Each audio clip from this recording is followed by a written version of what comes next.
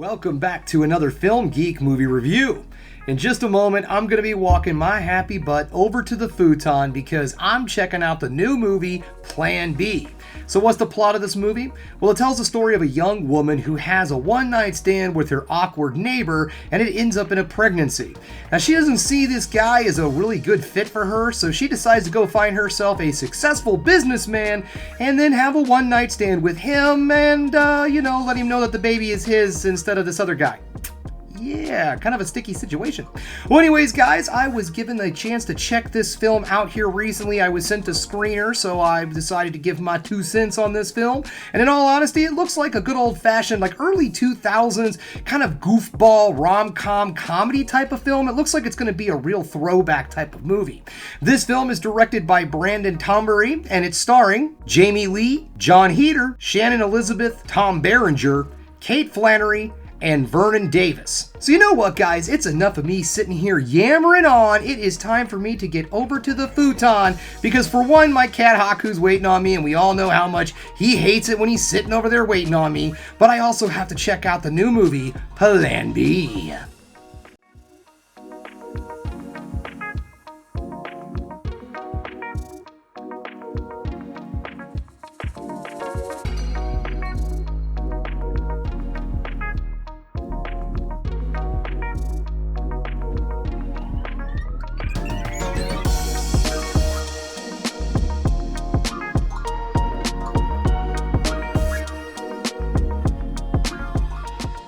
Welcome back. Just getting done watching Plan B, and guys, I enjoyed this movie. I felt like this was a fun little throwback to the late 90s, early 2000s romantic comedies of yore. So let's get this started, shall we? We're going to get things started with negatives, then move into the positives to end the video on the ever so important high note.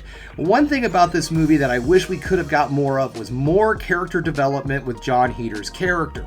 Now, there is a little bit, but I don't feel like there's enough growth to really feel like the film fleshed his character out very well, and they really didn't do a lot of time building any chemistry between the main character and John Heder, which is a problem, because John Heder plays the awkward, weird nerd character, the neighbor, that has the one-night stand with our main character, the father of the baby.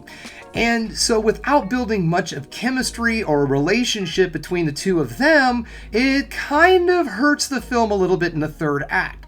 The movie takes more time building a relationship and chemistry between her and, let's just say, the Plan B guy, and unfortunately it spends way too much time in that. Now, maybe the film could have benefited from 15, maybe 20 minutes more. The movie is only an hour and a half long, and maybe some more John Heder sprinkled in there. Maybe, a little more John Heder is never a bad thing, and a little bit more fleshing out his character, making him a little bit more rounded and all, and I think it would have made the third act hit a lot better and come off a little bit more realistic. Also, the acting in this film in some parts does come off a little stale, and it's a little kind of soap opera-y. The movie itself also is a VOD film, and it does seem that way. It doesn't feel so much like a Hollywood film. It feels more like a long episode of a TV show or a made-for-TV movie, and that's not necessarily a bad thing. I'm just making you aware. It doesn't hurt the film in any way, shape, or form, because in all honesty, the story and the script of this film is really where it shines. I felt like the comedy was definitely on there, and there was some great moments of comedic timing with the cast. All in all, guys, I felt like this was a solid, funny movie. I thought it delivered in the nostalgia department when it came to a nice 2000s, early or late 90s, early 2000s romantic comedy type of a film, and it also did something else that I really enjoyed. This was kind of, back then, if this movie would have come out, let's say in 2001, it would have been a little bit different. We probably would have been following a male character who's done something bad, and it would have been more like a men behaving badly comedy, and, something of that sort, and a romantic vibe thrown into it with some pretty, thin characters. This film does that, but it flips it around, and I did like that, because I thought it gave the movie its own vibe. It was something familiar but different at the same time. A lot of the jokes in this film really do land well, and it's not one of those movies that just depends on the more comedic actors like John Heder to deliver all the jokes. There are some good moments with him and all, but all in all, the cast itself handles a lot of the comedy, and they handle it really well. The timing is good, the jokes are good, they're delivered well. All in all, very fun, very funny little film. So this film right now is available for streaming on, I think it's Fandango at Home is the name of it, and I believe it's also on Apple TV. This is a VOD film, and I believe it's for rent right now for $4.99.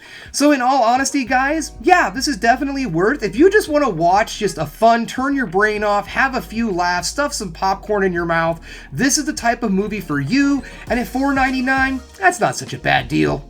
So you know what, guys? All in all, check this film out if you have the opportunity and you don't mind renting.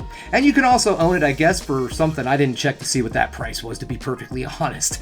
Alright guys, well there you have it. Thanks again for checking out another Film Geek movie review. If you liked what you saw here today, go ahead and subscribe to the channel, ring that bell for notifications, and give me the old thumbs up so I know you like what you're seeing.